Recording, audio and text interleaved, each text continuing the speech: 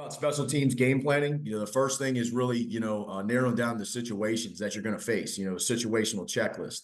If you can take one thing from this talk, I think it's as a special teams coordinator or handling any phase of special teams, you have to think like an offensive and defensive coach at the same time.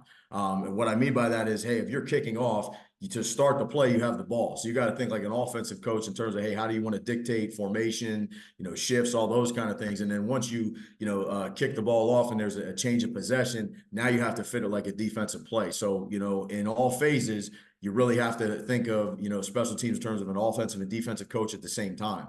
And then cover your situations, how you're going to handle a bad snap, how you're going to handle weather conditions, block kicks, partially block kicks, balls blocked past the line of scrimmage, balls beyond the line of scrimmage, how are we going to handle that, fake operations, but really going through these situations. And then one thing we do, here as a staff, with our players is both in the off season and spring ball and training camp and then throughout the season is, talking through these situations, practicing these situations, and then finding, game examples as well, of what we're looking at, what we're trying to accomplish.